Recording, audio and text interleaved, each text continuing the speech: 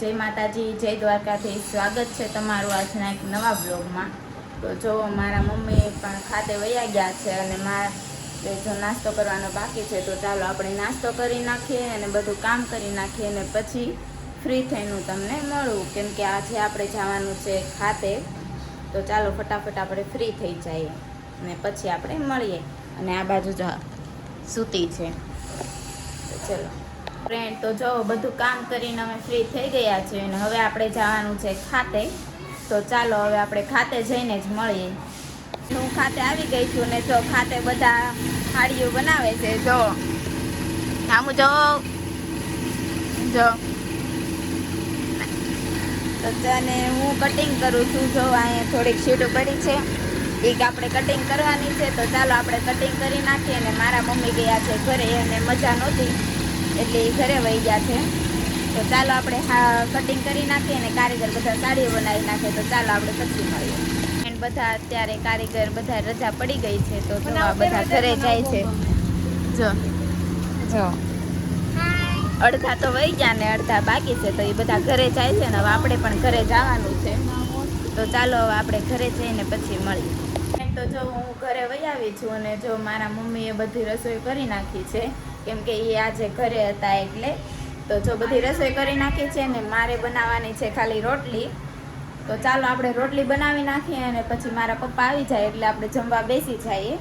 અત્યારે આજે છે જમવામાં જો દાળ ભાત, રોટલી અને રસ।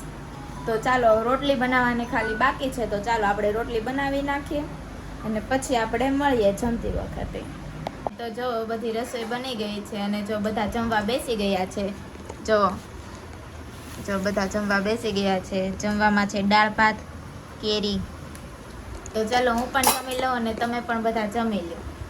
તો જો બધું જમીન ફ્રી થઈને અમે આવી ગયા છે અત્યારે ખાતે ને જો બધા કારીગર બધા સાડી બનાવે છે અને હું પણ કટિંગ કરું છું। તો ચાલો આપણે થોડું ઘણું કટિંગ કરી નાખીએ અને પછી આપણે મળીએ। તો ફ્રેન્ડ અત્યારે ખાતે વહેલા રજા પડી ગઈ, કેમ કે થોડીક સાડીઓ નહોતી એટલે જો રજા પડી ગઈ છે। જો બધા કારીગર વયા ગયા છે અને અડધા જો અહીંયા ઊભા છે, જો ઘરે જવાની તૈયારી છે।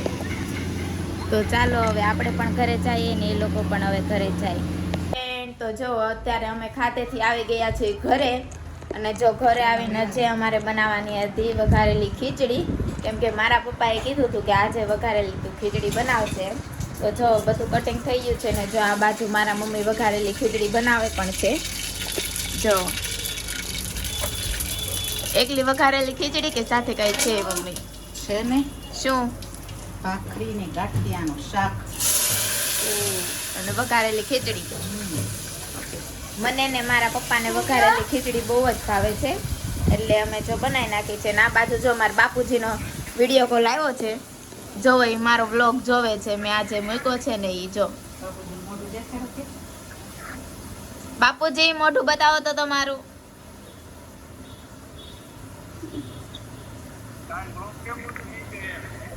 જો મારા બાપુજીનો વિડીયો કોલ આવ્યો, જો એ મારા વ્લોગ જોવે છે તો એને મને વિડીયો કોલ કર્યો। જો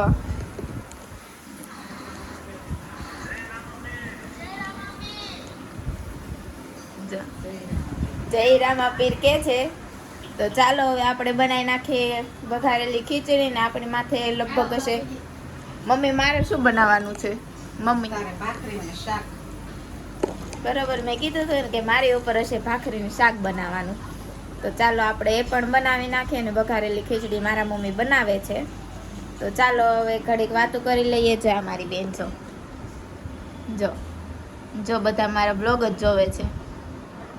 મોટી મમ્મી, મોટી મમ્મીને આપો।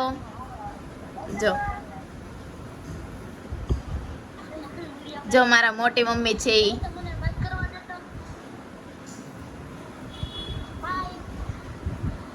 તો ચાલો હવે આપણે ઘડીક વાત કરી લઈએ એની સાથે અને થોડું ઘણું કામ છે એ પણ કરી નાખીએ અને રસોઈ પણ બનાવવાની છે। તો ચાલો એ બધું કરી નાખીએ આપણે।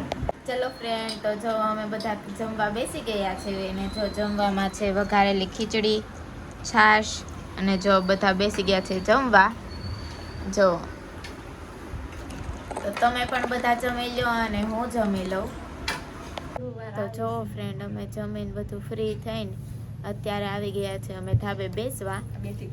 તો જો બધા અહીંયા બેઠા છે, જો દાંત કાઢે છે બધા. જો આ બેન ફોન જોવે છે, જો ને બીજા બધા અહીં બેઠા છે. તો અહીંયા બહુ જ મસ્ત પવન આવે છે એટલે જો અમે બેઠા છે ને અત્યારે વાદળા થઈ ગયા છે. જો હા